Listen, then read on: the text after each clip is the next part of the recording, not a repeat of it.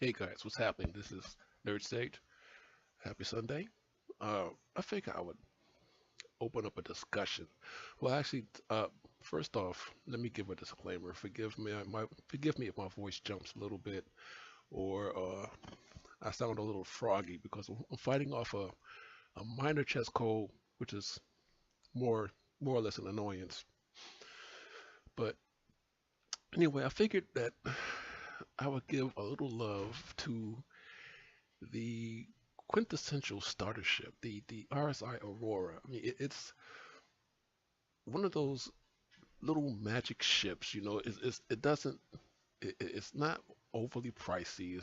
It's not overpowered at all. I mean, it's just a very simple ship, and it's easy to start up with. It's easy to learn how to fly. It's easy to upgrade, and also it's also a workhorse. You can carry cargo with it.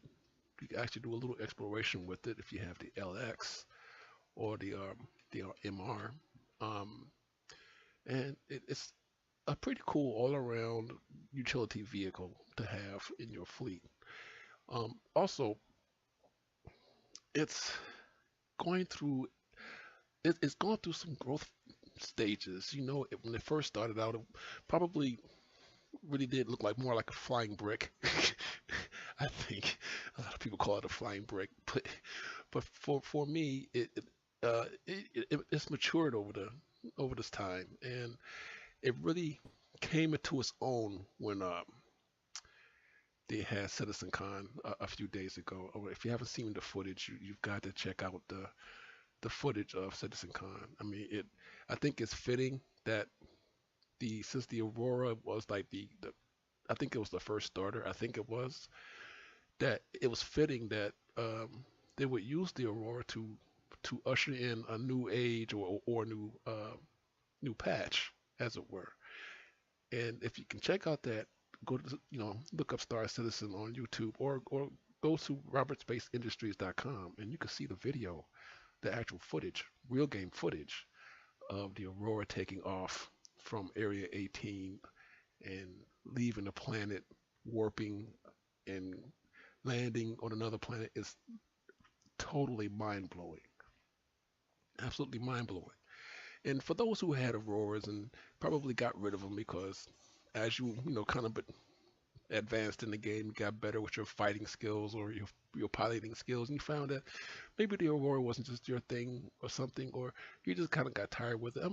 Let me encourage you to go score yourself another one. I mean, I think with the new updates that they've done to this ship, they look really, really great. I mean, this ship is going to be a fantastic starter vehicle. It's going to have nice aesthetics.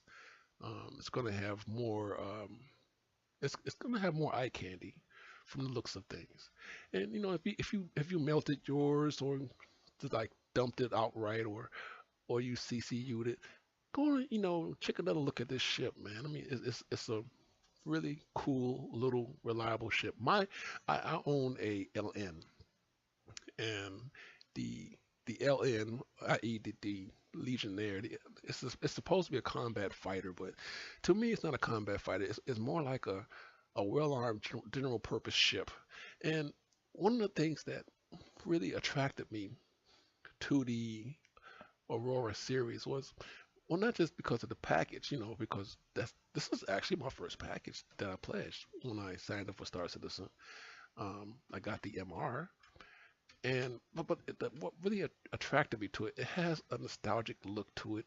It has this endearing kind of shape to like an homage to one of these staples of 1970s sci-fi, something that I grew up with as a kid, and I had always been a big fan of. And that show was Space 1999. If you guys were old enough to remember that show, it was about the people stuck on a moon base that got blasted out of orbit, Earth orbit, and just shoved into deep space. And from that point on, they had all kinds of interesting adventures and stuff. So I mean, it was a really good show. And uh, their go-to ship was the Eagle transport or the Eagle lander, and it looks. When I first saw it, it looked like a flying brick. to me, it looked like a flying brick. Um, but it did everything. It carried cargo. It defended the moon base. It took people from point A to point B. It had everything that they needed. And this ship definitely reminds me of the Eagle. And here's a shot of the Eagle coming up in just a few seconds here. I want you to take a look at that. And then here we go. Here's the Eagle, the from Space 1999, the original Eagle lander.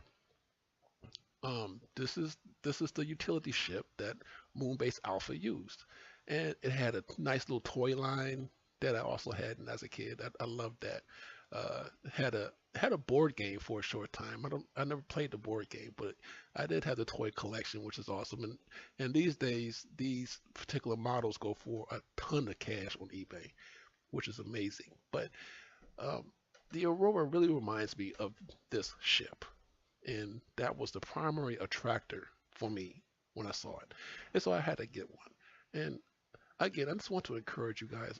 If you don't have one, please get one. Yeah, you got to have at least one Aurora in your fleet. I mean, also they're so affordable. And plus, what if your higher end ship gets destroyed and it's on cooldown, right? And you're waiting for it. Well, what if you have to finish a mission or something like that? Well, you can get a good Aurora, which will do the job. So these will be great fill-in ships while your destroyed ship or damaged ship is on cooldown or whatever. And also, if you're going to like say high risk areas, an Aurora is not necessarily the in-demand ship, but I think it will be when they see the updates. But this is it's going to be a good ship. But anyway, I'm gonna close out.